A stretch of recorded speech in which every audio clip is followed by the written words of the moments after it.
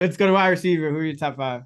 Okay, so my top five is Cooper Cup, Justin Jefferson, Devonte Adams, Jamar Chase, and then Stephon Diggs. Welcome back to top five. And Gabe Davis is my wide receiver 11. We are getting there. Woo! He is getting there. But by what was the line? By week 8, I'm hoping we see a Diggs, Gabe Davis top five. Yeah, I'll just take Gabe Davis. I mean, I've already had Diggs in my top five. Yeah, I have the same top five. Just nothing really, like all the good receivers went off in week one. All those top five How guys. close is Cooper Cup and Justin Jefferson though? It's like, 0.1 for me now. I still got a little bit of distance, like maybe Hmm. like a half point or so. Just because the Rams against the Falcons, I Yeah. still got them doing a little better on offense than Minnesota. But I mean, that was great for Justin Jefferson, and like, Yeah. even he was confused as to why Jair Alexander wasn't like shadowing him. He was like, "Why am I so wide open?" So that, I mean, Yeah. we'll talk about somebody that I don't think that bodes well for this week, but. I mean, just all those top five guys, like how good were they? Like Stephon Diggs didn't even play a full complement of snaps. He went ham. Adams is doing Yeah. Craig Adams things. Jamar Chase should have had like 4 touchdowns that he caught it like the half-yard line and like Yeah. didn't count. I mean, it was just a show for those guys. Who you high on at wide receiver this week? So I'm high on Christian Kirk. He's my wide receiver 13 right now. I don't know how that happened. Yeah. Oh, this Um, that sounds like an early Tuesday morning for yeah, Jack. yeah, it's definitely early Tuesday. We'll see what's going on Hey, there. He might go down, but either way, I mean, the Jaguars were pass heavy when the game started, and then they were forced into a pass heavy game script once they went down. And Kirk ran a route 91% of the dropbacks, which wasn't too surprising. But you saw a healthy target share, 24.5% target per route run rate. He's just going to command a bunch of targets and a pass heavy offense. So, you know, investing in Trevor Lawrence and Christian Kirk is a smart move right now. I know you had them last week as one of your top stacks, so that was a good yep. call. So love him this week. We'll see if he ends up as a high end wide receiver too by the end of the week, but I do like him. I like Josh Palmer as well. I mean, this is why he's one of my favorite, high upside bench stashes at wide receiver. Keenan Allen probably won't play this week, so we should see a ton of Josh Palmer. He's my wide receiver 33 right now compared to wide receiver 58 ECR.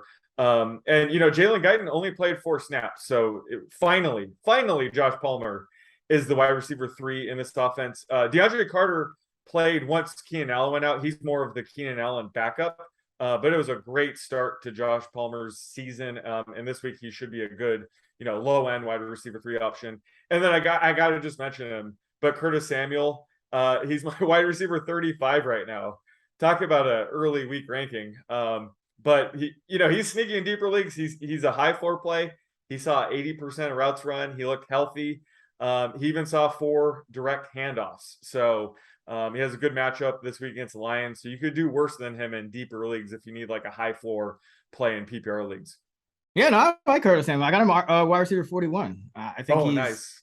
I mean, Yeah. they're going against the Lions. He's kind of, the only thing is, I mean, there's a lot of competition now with Yeah. Dotson and Terry, but Logan Thomas is yeah. healthy, surprisingly. So yeah, a lot of competition there. All right, for me, I got to go with my dude Amon-Ra St. Brown first of all. Again, we saw him run a route on 90% of the dropbacks last week. No, 92% of the dropbacks last week. He started off the game a little bit slow, but that's the whole thing with Amon-Ra St. Brown. It's like this Lions team is probably, their defense is bad. Like what they give up 38, and that's my whole point with this Lions team. That's why we like the Washington and Samuel and all these guys this week. I think this defense is going to continue to struggle. And, Amon-Ra is not always going to start off that slow. So he started off slow, still ended the game with 8 catches, a touchdown, and 64 yards. And, this week going up against Detroit, I think he's going to be able to eat yet again. So I have him in the top 12, and he's wide receiver 21. So last week I was about 10 spots higher than him, than consensus, that I'm going to be about probably 10 spots higher again. So I think you got to, kind of roll. And if you're going to go back to last season, this is what he's been doing. He's just continuously giving you 6, 7, 8 catches per game. And another guy, I think it's time to cautiously buy back in a little bit on Robbie Anderson. He was the guy who caught a long touchdown in week 1, which usually you like to fade that, but his underlying usage was excellent. He ran a route on every single drop back, and only 3 Panther receivers saw the field: DJ Moore, Robbie Anderson, and Shi Smith.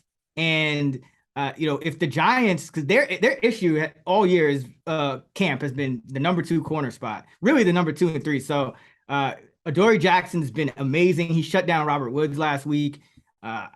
If they kind of use him on DJ Moore, which I would expect they would, I think you see another game where Robbie Anderson kind of shows out. And just based on the amount of routes that he's running, I think he has to be back in the conversation here. So I have Robbie, just outside the top 40. So, and he might actually be climbing up. So I like me some Robbie Anderson this week.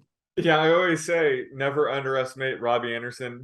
It seems like anytime I try to move on from him, he just pulls me right back in. Shout out to one of our top listeners, Steven Dominguez, for always bringing that up whenever Robbie does something good. Yeah, man. Shouts to Steven. All right, who are you low on at wide receiver? Oh, so it goes without saying, but CeeDee Lamb, I have him wide receiver 25. So that's how low I'm downgrading him with Cooper Rush under center this week. I think it might help. Obviously, it's going to help when Dak returns, but it might help also when Michael Gallup returns, just so defenses can't just, load up trying to slow down CeeDee Lamb. So he's, more of a high-end wide receiver 3 for me this week.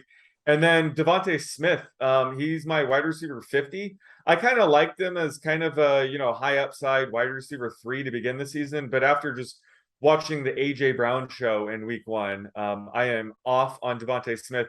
He might catch, a deep ball here or there, but, he had a 98% routes run participation rate, which is amazing. But he only saw 5% of targets on his routes run. So not a good opening for him. So he's off my wide receiver 3 radar for now. Yeah, I'm low on both those guys. So I have them outside the top 50, and I have where do you have CeeDee Lamb? Oh no, CeeDee Lamb. I have like receiver 19, I think. Oh, okay. You said outside the top 50. No, Devante Smith. Oh, okay. Yeah, I'm low on those guys. Not as low as you on Lamb, but still low. I also Mike Evans. I think Mike Evans.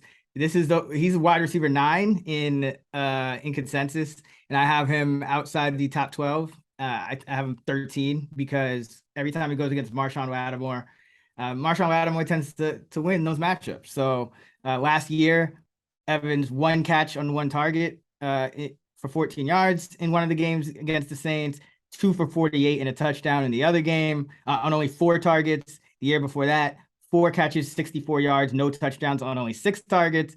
And in the other game, he did get a touchdown, but 1 catch for 2 yards. It was only catch was a touchdown, and he only had 4 targets. So, and then going back to the year before that, before Tom Brady was there, 4 for 69, no touchdowns on 8 targets, and no catches on 3 targets. So he's only got over 6 targets once in the last 6 meetings, and none with Tom Brady. So it's just a tough matchup for Evans. We already talked about the total for this game is under 45, which, for a Bucs team, I mean, Evans is going to kind of eat with touchdowns, and touchdowns are just a little more volatile. So yeah, will he get one? Maybe, but you don't expect him to get a huge yardage total and a touchdown.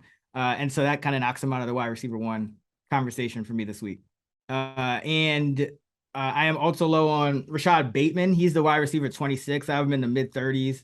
He was lucky to catch that long touchdown last week, but only 1 other catch, only ran around on 74% of the dropbacks. Well, Mark Andrews ran around on 94%, and Isaiah Likely ran around on 52%. So, and now you got Duvernay kind of making noise. Like, I just think it's going to be tough for Bateman to be consistent week in, week out as a wide receiver 2 or high end wide receiver 3. I think he's more of a low end wide receiver 3 until we see him tick up back in usage, and he could be facing Xavier Howard too. So tough matchup on top of that. And Darnell Mooney, as much as I love him, I don't think he should be wide receiver 27 this week. After all this talk with the Packers about Jair not shadowing, he might end up shadowing Mooney this week. But even if he doesn't, I mean, I have the Bears projected for like 17 points or something like that. Like, they're one of the lowest on the slate. So, there's just not a lot of touchdowns to go around. So at best, it's probably a lot of empty yardage for Mooney this week. And even that, again, Jair Alexander works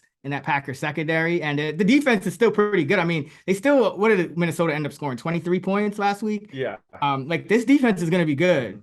So, yeah, I'm outside the top 36 with Mooney this week as well. I would leave him on the bench until we see something better out of him. Yeah, I have like those calls. I have both Bateman and Mooney outside of my top 35 as well. Yeah, it's just until we see something from these offenses, got to kind of downgrade those guys. All right, wide receiver prop. Let's go with Allen Robinson. Oh, I do it. Gotta go with Allen Robinson. All right, let's go. I'm going to set his receiving yardage total against the Falcons after he was out there for 45 routes and saw two targets. I'm going to set his receiving yardage total at 48.5. Oh, I thought you were going to go low. I thought you were going to give me like 40.5 or something. 48.5. That is pretty good. I have it right at 50. Okay. Screw it. I'll go over here. Ooh, okay. Got you taking over. Nice. Yeah, that's a damn good line though. It was definitely a suboptimal start to the season for Allen Robinson. I'm not dropping him in the leagues I have him, but I'm definitely going to bench him until we see some signs of life. This game script could get out of hand early where they don't have to throw as much. But just the thought of having his prop be this low in week 2, me thinking about it, just goes to show how bad week 1 was. But I'm rooting for him, so just give me the over. Let's do it. Yeah, I mean, it was very concerning because when you talk about in season, you only need about let's say a little under 200 routes run for a wide receiver to really look at his target per route run rate and say this is kind of his true rate. And Robinson ran a quarter of those routes last week. He ran 45, 47 routes last week. So for him to have 2 targets, that really lowers my, my true baseline kind of projection for him compared to what it was coming in. And last year he had a career low 18% targets per route. So the fact that it kind of continued on that downward spiral is also concerning. So exactly. I think the further we get in the season, we'll learn not to fault guys for having a bad game against this Bills defense. I think that had a lot to do with it. Cooper Kupp is so good, it doesn't matter. He's matchup proof, but we might find that it had a lot to do with the matchup. Maybe just, because Stafford hasn't been throwing as much. They didn't have as much chemistry week 1. So I'm not completely selling on him, but he is definitely getting a downgrade this week. Would you rather drop Akers or Robinson if you had to drop one? Well, it's 2 different positions. Yeah, I could never have enough running backs on my bench. So it depends. But I think it would I would probably lean with dropping Akers out of the 2, but that's tough.